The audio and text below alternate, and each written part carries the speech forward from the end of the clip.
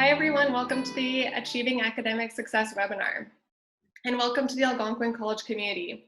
We are so pleased that you're taking the right steps to get started on the path to success at Algonquin College. My name is Michelle Heavey, and I coordinate orientation and social events here at Algonquin College. In addition to these service webinars, we have a lot of resources available to get you ready for the fall semester. So please continue to check your email and check the algonquincollege.com/orientation website for updates. I'm so pleased to introduce our first presenter, Amanda, who will be sharing everything you need to know about course materials. Hi everyone, thanks Michelle. My name is Amanda Vaney and I am a course material representative for Course Material Services. So we're basically in charge of all the textbooks you'll need for your program. I was an Algonquin College student a few years back. I studied in the event management program and I had such an amazing experience, and that's part of the reason I decided to come back and pursue a professional career here at the college. So I'm just going to take a few minutes to explain what we do, who Course Material Services is, and how we can help you achieve academic success. So our main goal is to support student learning by providing a diverse selection of materials, whether that be required textbooks, manuals, workbooks. We also have lots of study aids such as flashcards. We have different study guides and whatnot in our store, also online. We also have different formats. So you can get digital, print, use, so that goes into the next line. We ensure that all of our course material is easily accessible for you all and affordable. So for instance, used books are usually less expensive than new print books. So we always make sure that you have different options, whether that be more affordable things or accessible. For example, digital is more accessible than having to get print. We also have representatives available to answer any concerns or questions that you have regarding your course materials. And I will just give a laydown of what contact information we can provide for you guys, so you can email us with any questions. So the main question is, how do you access your course materials? So the first thing you do is visit the campusstore.ca, and this is where you'll get your customized book list. So you're going to log in using your Algonquin College username and password. And once you log in, this is going to generate an entire list of all the textbooks, whether that be suggested or required, for what you need for your program. So the easiest way to get your book list is if you whip out your phone right now, you can just scan the QR code and that'll take you directly to the link for book lists where you can log in using your Algonquin username and password. If that's not working for you, just simply go to the campusstore.ca/book list and it'll take you right there. So once you're in there and you're in your book list, you'll be able to view and purchase your required textbooks. So this is an example in a course, marketing course, MKT2207, just an example. So you'll see that there's different formats available. So we have buy new, which is the print version. We have buy used, or you can buy e-text alone, which is a digital. So it's just based on what you prefer, how you prefer to learn. Some people like to have a physical textbook. Others like to not have a textbook and maybe digital.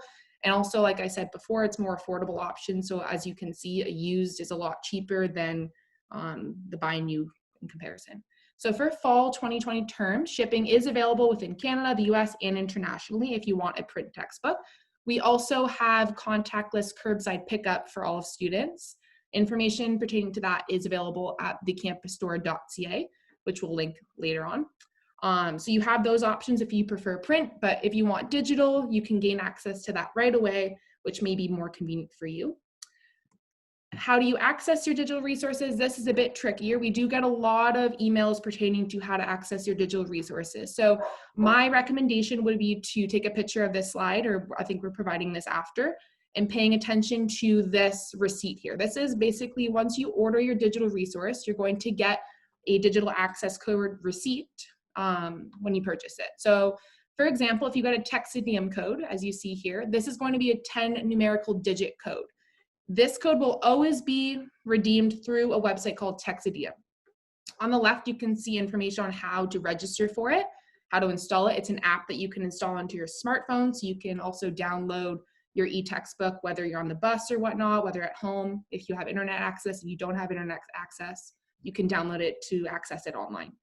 So this is very important. Texidium code, you get it through texidium.com. However, if you get another code, which is a digital code or a published resource code, This is a lot longer and it has letters and numbers. So this one, you go directly to your Brightspace course for instructions provided by your professor. So you'll read digital code, publish a resource code. You will visit your Brightspace course for further instructions, which will usually be provided by your professor. If not, you can reach out to us and we'll connect you with your professor on instructions for how to redeem it. So in addition to your required textbooks, we have a lot of different reference charts, study charts, flashcards, as you can see, and you can check all of these out at our website. So bookstore.algonquincollege.com/books/reference or /study charts. So as you can see here, we have dictionaries, cool flashcards if you like studying with flashcards, coloring books, which is really cool for anatomy type of studying. So lots of different things. In addition to textbooks, we have many different things on our online store. So as I said before, if you need assistance, especially with accessing your digital resources, you can reach our team, and our team is cms@algonquincollege.com. But if you need further assistance more with online ordering in the bookstore, you can contact the bookstore at campusstore@algonquincollege.com. All right, so we have all these different contacts and you can feel free to reach out to us at any time. So we're so excited to have you. And remember, my biggest piece of advice would be don't be afraid to ask questions. Don't be afraid to reach out to us, whether that be your professors, your fellow classmates, especially us here, our panelists are always here to help you through this program, especially with the circumstances. I know it's a bit challenging learning remotely if you are learning remotely. So remember, we're always here for you and keep listening. Thank you so much, Amanda.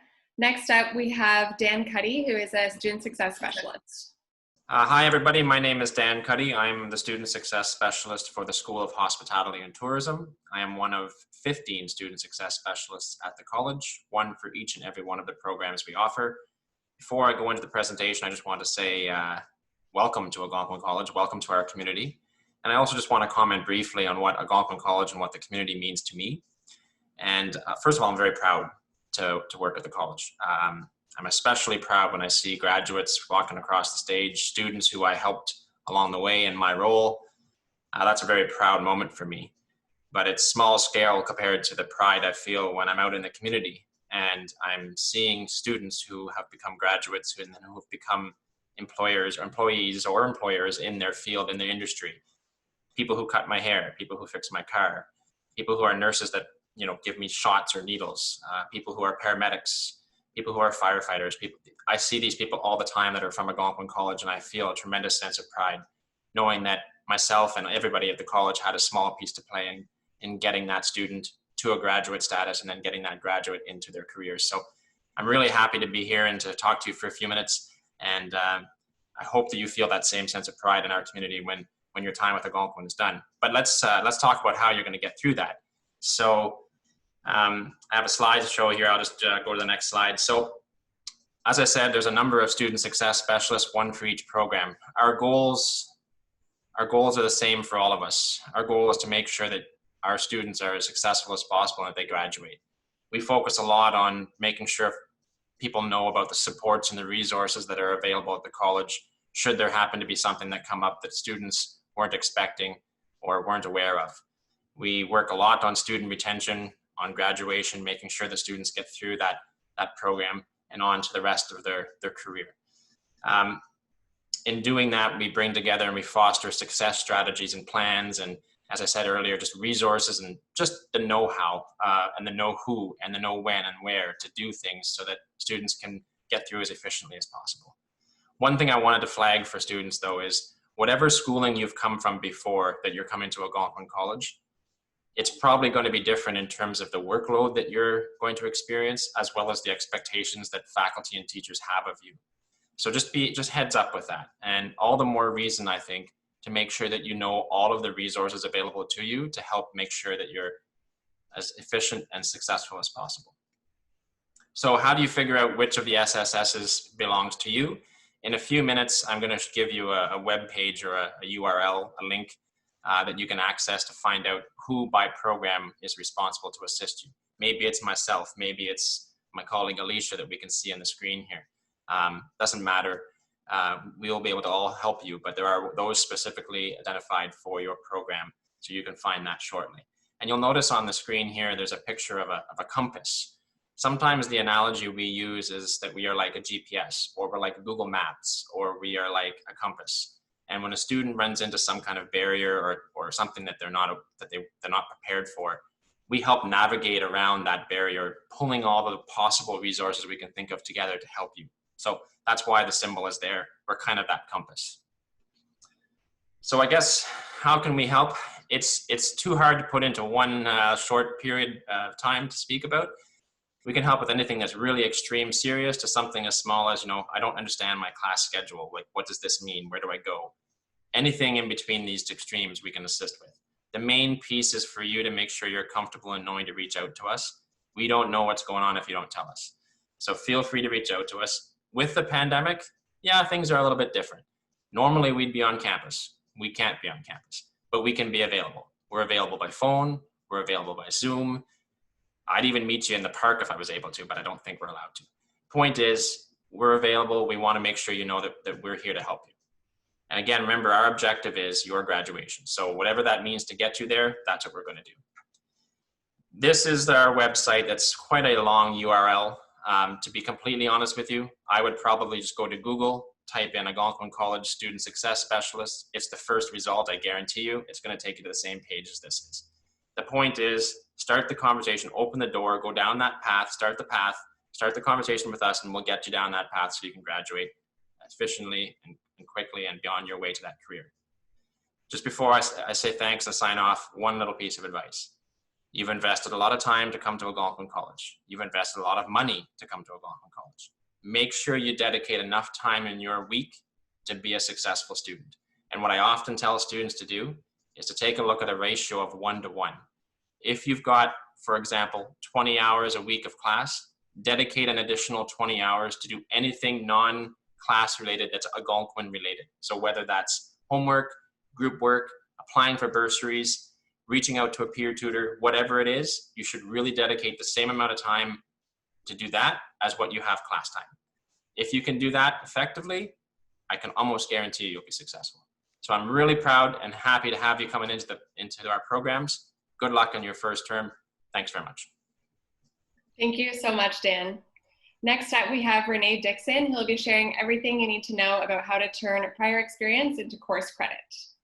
Hi everyone, welcome to Algonquin. My name is Renee Dixon, and along with my colleague Tessa, we're going to talk to you about turning your prior experience into course credit at Algonquin College. So coincidentally, Tessa and I both came to Algonquin as mature students and didn't follow the appropriate steps to get our previous study recognized the way that we should have. So it's kind of nice that we've come full circle and we're able to help you learn from our mistakes and help get your previous experience recognized at Algonquin. If you could push to the next slide, please, Tessa.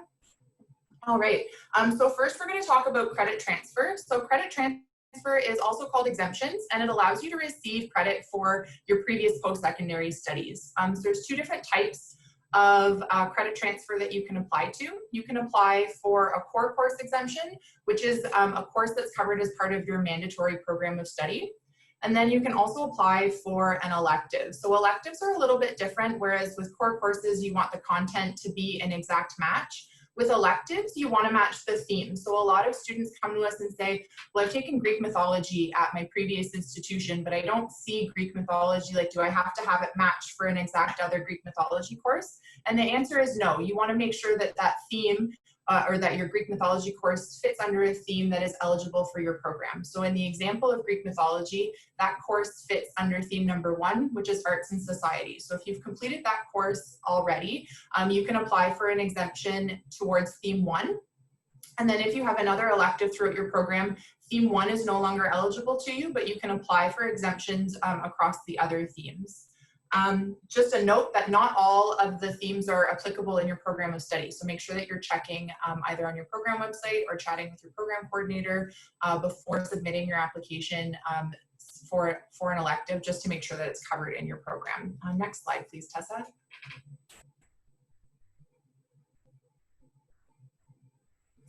So to find out if you're eligible for credit transfer, You can apply for credit transfer if you've completed at least one course at another recognized post-secondary institution. Recognized at Algonquin usually boils down to public institutions. At the moment, we're not able to recognize courses completed at private colleges, but for the most part, courses completed at a public post-secondary institution are accepted.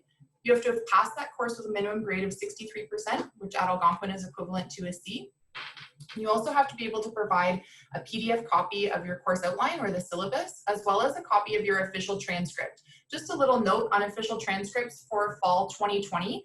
Because of the pandemic and the number of people who've been off campus, it's been very difficult for students to acquire a copy of their official transcript. So for the fall 2020 term, you are able to apply for your exemption with your unofficial transcript, but you are encouraged to retain a copy of your official transcript in case your request gets audited once we return back to normal activities on campus. But for fall 2020 only, you're able to use an unofficial transcript.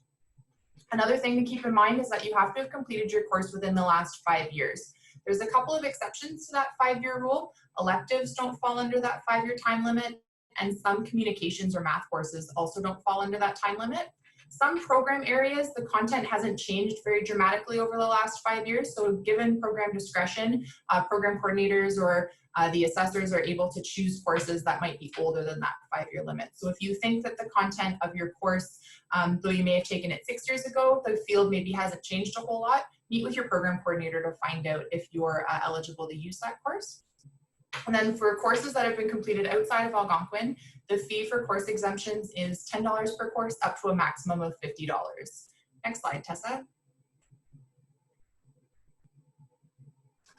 Okay, so hi, so my name is Tessa Foster, and as Renee mentioned, I'm the PLAR coordinator in our academic development department. And yeah, so I was a prior Algonquin College student. I actually started working here through an internship program that was offered at the time, and then I went on to go pursue some other educational opportunities, but I did wind up back at the college. So Algonquin's been a pretty big part of my life for about a decade now, and now I get to help other mature students on their journey, which is really exciting. So we're going to talk next about what PLAR is. So PLAR stands for Prior Learning Assessment and Recognition, and it's a service that allows you to receive course credit based on your life experience. And when I say life experience, I really just mean almost anything that you've done that isn't formalized post-secondary study. So PLARs are usually based on your work experience, but you could also use your work training, volunteer work, self-study, or travel experience. I just want to mention here that one thing that you unfortunately cannot base your PLAR on is your high school experience, whether that's coursework that you did or your 40 volunteer hours. And similarly, we don't usually process PLARs for prior college or university studies because that's what a credit transfer would be for. But literally just about everything else that you've ever done in your life could be considered eligible PLAR experience. So looking at how PLAR works, there is a pretty detailed process associated with PLAR that we outline in greater detail on our website, but just to give you a very broad overview of how PLAR would work. Most of them are done on a course-by-course basis. So if a course covers material that you already know because of your work or your life experience, you can apply for a PLAR and request an assessment, which we would call challenging a course. You might need to write an exam, put together a portfolio, attend an interview, or complete an assignment for your PLAR. And the fee for PLAR always depends on the assessment methodology, but it's $90.70 for a portfolio and $113.61 for an exam. There are some exceptions, but PLARs are almost always graded using the same grading scheme as the course, which means that depending on the course, you may get a letter grade for the PLAR, in which case it would impact your GPA.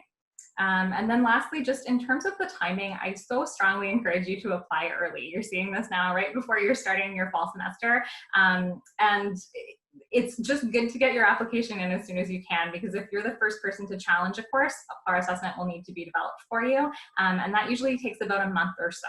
So we strongly recommend, if you can actually, that you apply in advance of the semester that you're looking to take the course. But again, you're watching this now. If you're interested in challenging a course that you're scheduled to take for fall, no worries at all. That's totally fine. You can still apply. I just recommend doing it as soon as possible, just to ensure that you're still on schedule. So finally, just realizing that credit transfer and PLAR are kind of similar in their purpose. They're giving you credit for your previous experience, but they're very different in their process. I just want to close with a quick recap on how the services differ. So credit transfer, also known as exemption, is for when you have prior post-secondary academic experience. Credit would be granted based on your transcript and the course outline from your prior studies, and it would be transcribed as an EX, which is just an exemption and it doesn't impact your GPA. And then finally, with credit transfer, we recommend that you keep attending your class until you receive an email from the registrar's office stating that your credit transfer was granted. FLAR, on the other hand, is for your previous work or life experience, and you'll be formally assessed through a portfolio, an exam, or an assignment. When you complete a FLAR, the grade appears on your transcript as though you had taken the course regularly. No one will be able to know it was a FLAR, and that just means that you may wind up with a letter grade that impacts your GPA. And Renee, I'll flip it back over to you. All right, thanks, Tessa. So if you wanted to contact us, we're both available by appointment, and we've recently started to offer video appointments. So if you're interested in chatting one-on-one, you're welcome to do that. For PLAR questions, you can reach out to Tessa at plar@algonquincollege.com. And then for credit transfer questions, you can reach out to me at transfer@algonquincollege.com. And our two websites, one is algonquincollege.com/transfer options, and it gives you information about advanced standing, credit transfer, and our degree pathways, as well as FLAR. And then if you wanted information specific about FLAR, you could go to algonquincollege.com/FLAR. The last thing was to include like a little tip for improving your success or to help you be successful. One of my favorite tips while I was studying was to show up to class with 2 different color pens, and it serves me well in life because I'm sitting at my desk with 2 different color pens right now. I always used one pen for the main body of my notes, and then inevitably when the professor said, "This will be on your exam," I grabbed the other color and made a big star in the other color so that it was really easy for me to find the notes that were pertinent to exams when I was studying later on. So I hope that's helpful for you.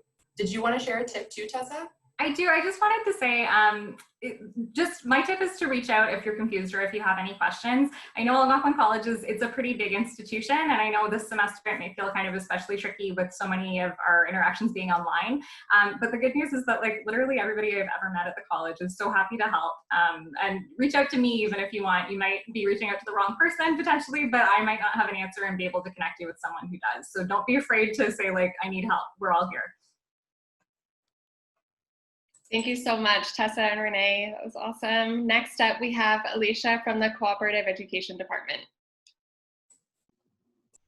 Hi, everybody. My name is Alicia Gibson. I am the operations coordinator in the co-op department. I wanted to start by letting you know that I'm a proud alumni of Algonquin. I graduated from an Algonquin program many years ago, and I have worked at the college for approximately 18 years. So I have experience in a variety of areas, but my expertise lies in cooperative education. So I'm happy to get started with you today and give you some more information on the co-op experience. So to give you a quick overview, co-op at Algonquin is going to be a little bit different than what you would see in a high school co-op or in a clinical or field placement opportunity. So co-op at Algonquin is a 16-week opportunity. It's a paid opportunity, full-time, and it's separate from your courses and academic studies at Algonquin. So it's built into your program that you participate in co-op outside of an academic semester. So many co-op programs have what we call a co-op progression, or all of our co-op programs have what we call a co-op progression. So when you're expected in school and when you would be participating in co-op. So most students would not be doing co-op and academics at the same time. You'll be a dedicated co-op student for the semesters that you're scheduled for a co-op work term. So what is co-op exactly? Co-op is a full-time job. You can expect to work 35 to 40 hours a week in most opportunities. It is a paid position, minimum wage at the minimum up to $18, $20 an hour, depending on the position, for the duration of 4 months or longer. Now, every program has a unique co-op work study pattern that I was saying. Most co-op programs have a minimum of 1 co-op, but some have 2 or 3 co-ops depending on your program of study. And the work is directly related to your program of study, separate from your in-class studies. 3 facts about co-op. So co-op increases your learning. Co-op placements provide you with learning, problem solving, responsibility for your learning, and classroom performance, and increased GPA. Students that we see participating in co-op are often top performing students that are looking to expand their education with a work integrated learning component. And students are more employable. Employers perceive students who completed co-op programs to have skills beneficial to their workplace, and long-term money. So within the first 2 years of graduation, students who participate in co-op earn an average of $2,000 to $8,000 more than a student who did not participate in co-op. There's 3 phases as part of the co-op process. The co-op prep term is when you will first connect with our team. So in the co-op prep term, we will work with students in a cooperative education readiness activity course that will be populated into your Brightspace session, into your Brightspace account, and workshop style sessions. So these are 3 sessions that you will connect with our team either in class or virtually to go over things such as resume and cover letter development, job interview skills, and job search techniques. The second phase that you'll be working with our team is the co-op job search term. The job search term is directly before your work term. So during your job search term, we will be working with you to search for co-op opportunities. So we have job opportunities that are posted to students through HireAC, which is our internal database that provides opportunities for students.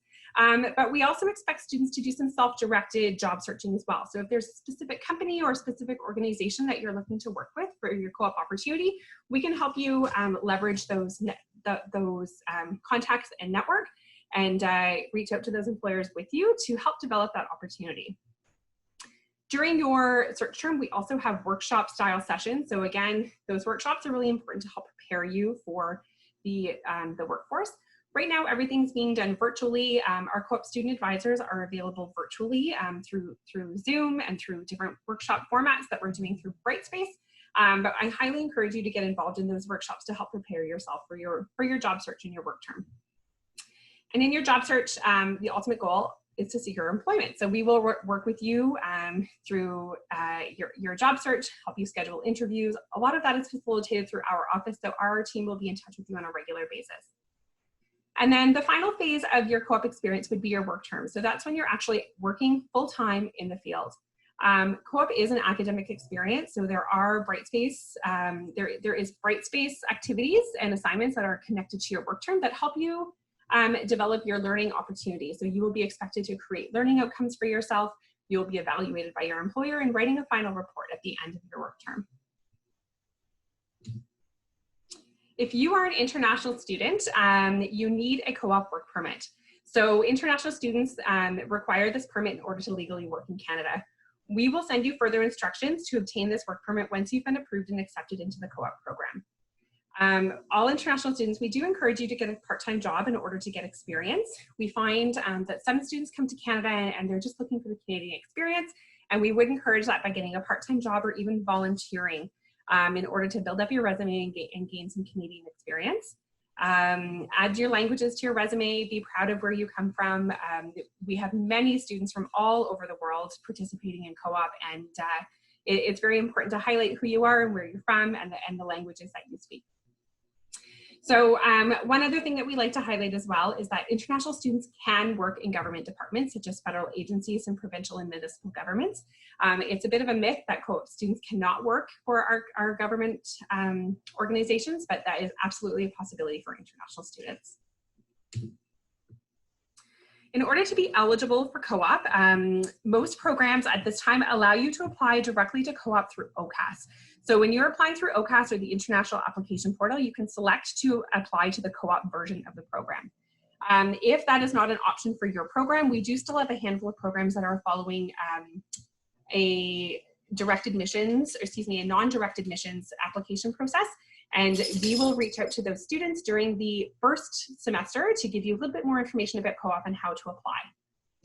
In order to be eligible, you need to maintain a minimum GPA of 2.7 or higher. Each program has a unique GPA requirement, but most programs require a 2.7 or higher in order to even participate in co-op.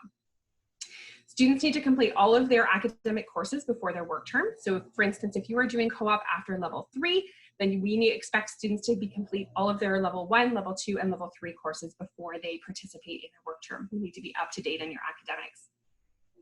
Students need to be in good standing with the college, not encumbered, meaning not owing any fees to Algonquin. So if you are an encumbered student and you owe fees to the college, you are not eligible to participate in co-op. And we ask that students be a good college ambassador so that you adhere to the college conduct policy, you conduct yourself in a professional manner in the workplace.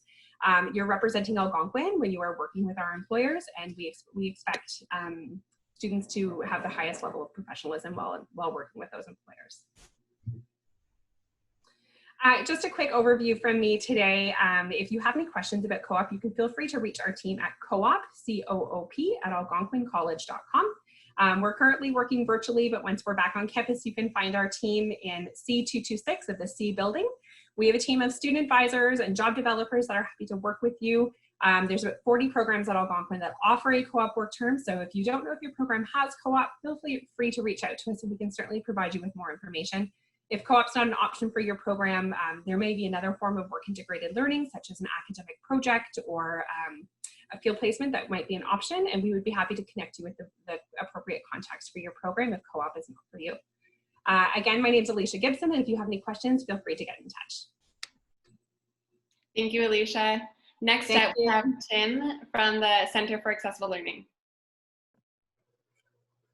Hi, my name is Tim Comerford. I'm the coordinator of intake, assessment, and outreach with the Center for Accessible Learning. I've been with Algonquin College for about 12 years. Most of that time I've worked in Cal, but I also spent a bit of time working in the registrar's office, specializing in financial aid. So that was a great opportunity for me to learn about OSAP, which has helped me in my other roles here at the college. I'm going to take a few minutes and share with you more information about the Center for Accessible Learning, or CAL for short. The Center for Accessible Learning provides academic accommodations as well as educational support services for students who have disabilities who are applying to or attending Algonquin College. Our services are confidential, there's no extra fees involved, and of course it's voluntary, so it's up to you if you register with us. Students access CAL for many different reasons. We support students with permanent disabilities, such as attention deficit disorder, depression, learning disabilities, a hearing or vision impairment, autism spectrum disorder. And we also have students with temporary or permanent medical conditions that need our services. For example, someone might use CAL services while they are recovering from a concussion and then not need it anymore after that. Students who suspect they have a disability but aren't really sure are welcome to contact CAL, and we can explore that in more detail. And temporary accommodations are available while someone is working through that process. I thought I would let you know kind of what services are available through CAL by telling you more about the CAL team. So I mentioned that I look after intake, that's part of my job. And so that means I work with students who need help with documentation or think they have a disability. I want to discuss that further. Our disabilities counselors work with students to develop the letter of accommodation and provide support for disability-related needs. We have learning strategists that are available to work with you to develop appropriate learning strategies. So they can help with things like organization, task management, reading comprehension, note-taking techniques, assignment assistance, as well as strategies for test taking. We also have assistive technologists who are available to assess what technology might be useful to support you in your academic studies. CalTest Services provides a quiet, accommodated writing environment for students with disabilities when those needs cannot be met in the classroom. So for example, a student may have extended time or need access to assistive technology in a test, so they would typically write their test with CalTest Services. Please note that for the fall 2020 term, services through CalTest Services will be limited because many students will not be on campus writing their tests. We have a transition support center that supports students with autism spectrum disorder as they transition into the post-secondary education environment. And we also have an apprenticeship success center, and that team work with students in our apprenticeship programs because they run very differently than your traditional college programs. In the fall 2020 term, most Cal staff will be working remotely, and we'll be able to meet with you using Zoom. So how do you get started accessing Cal? Remember that our services are voluntary. So the very first step is to self-identify to us that you're looking for our services. What this means is filling out a request for support form that's available on our website. We also ask you to submit documentation about your disability, and for more information about what documentation applies to you, you can refer to our website. If you don't have documentation, you can indicate that on the request for support. Most likely, I'll meet with you for an intake meeting to discuss your options further about documentation. The Welcome Center team will contact you to set up your first appointment, whether it's with me or with one of the disability counselors. We really encourage students to register with us before you start classes, but you can certainly register with us later on if you wish. Just a few notes about financial support. If you apply for OSAP and you are eligible, you may have access to funding to help with additional disability-related expenses. There's a bursary and a grant that is there to help with these extra costs. The application is completed through CAL and it gets approved through our financial aid office. Some examples might include funding to help with the cost of tutoring, or accessing assistive technology or a specific device specifically because you have a disability. If you'd like to learn more about CAL, we have some events that I would encourage you to attend. We have some virtual open houses coming up in July and August, and these are available on the virtual events website. And you can register for the date and time that works best for you. This would be a chance for you to get more information about our services in detail and meet some more CAL staff. We also have a free virtual transition event for students with disabilities who are starting college for the first time, and it's on September 1st. It's called SLICE, which stands for Strategic Learning in the College Environment. And if you go to the CAL website, the link that's provided, you can register there. If you have any questions about CAL services, please don't hesitate to reach out. You can visit our website at algonquincollege.com/CAL.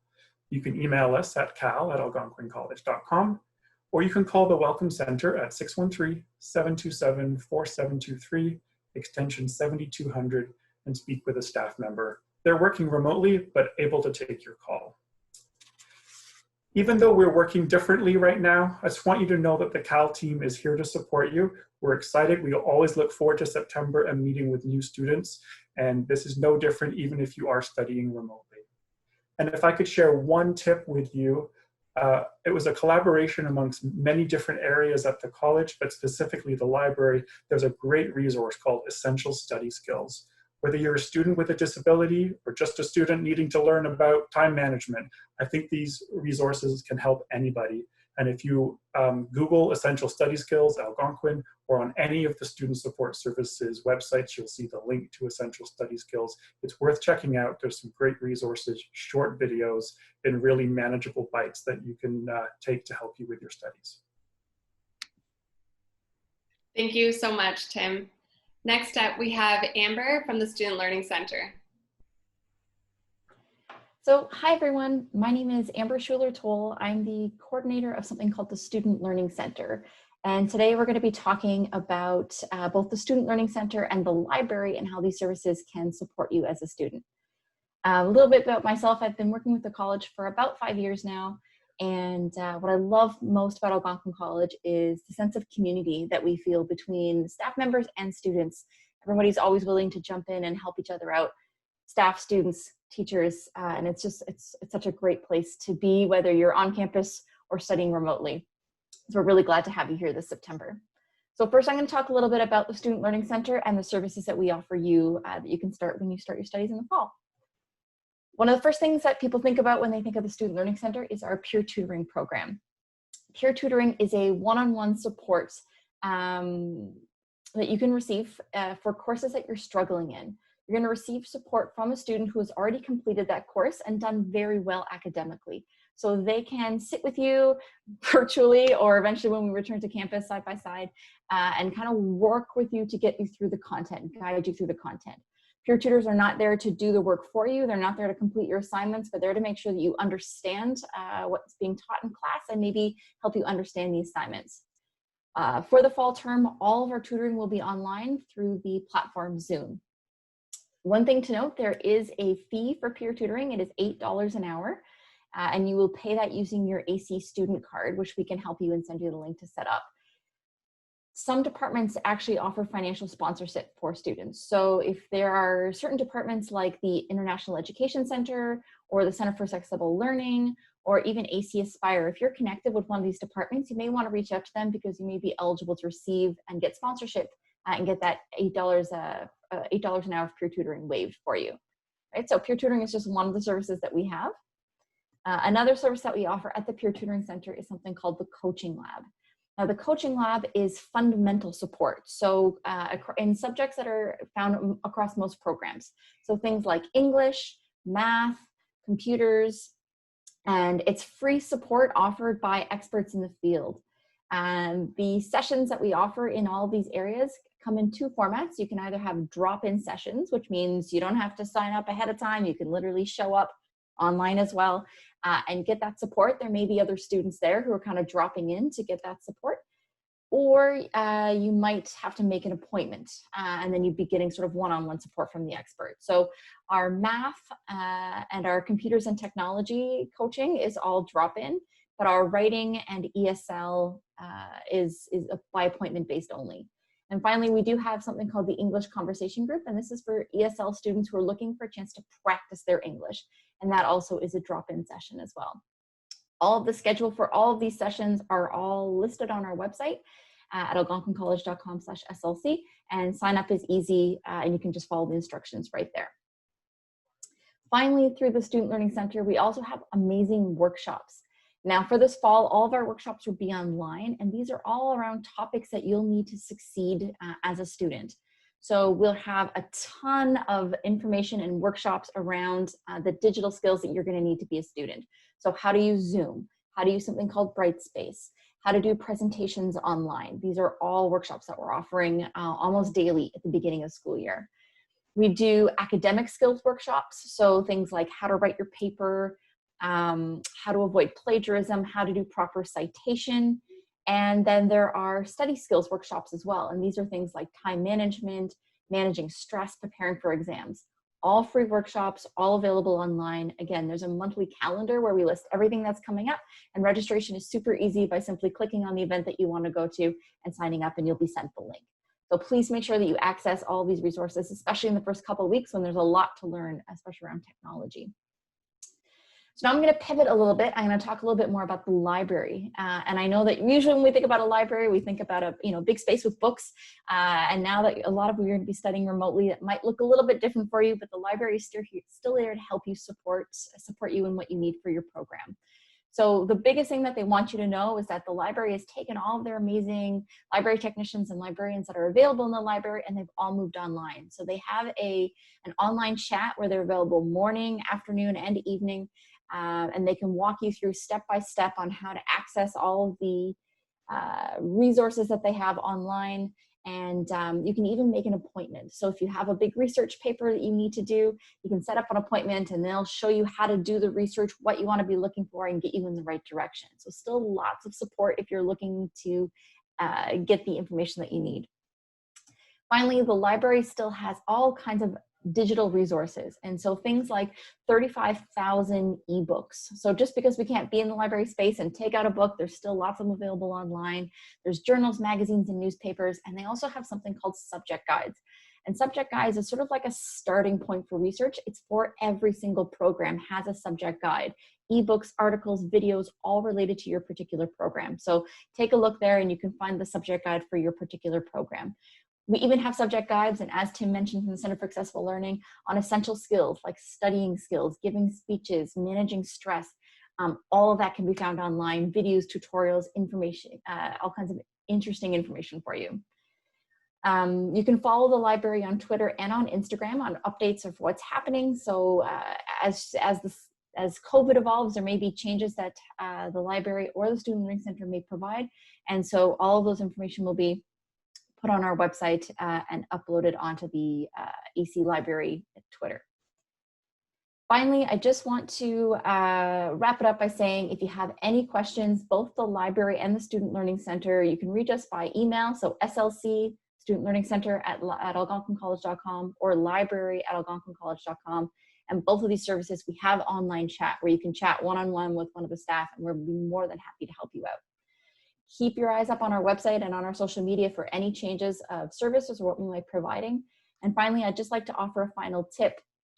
Once you sort of get into your schoolwork, my tip would be don't wait until it's too late to reach out for support. Often at the Student Learning Center, we have students coming to us looking for help, looking for tutoring, looking for coaching for an assignment that's due that day. And so what we'd like to let you know is that we're here to help, but don't wait until the very last minute. The minute that you think that you might need some support, reach out and we can get you through and get you all the help and support that you need. And so thank you so much on behalf of the Student Learning Center. Thank you, Amber. And thank you to all the students who tuned in today for the Achieving Academic Success webinar. We can't wait for you to start your journey here at Algonquin College.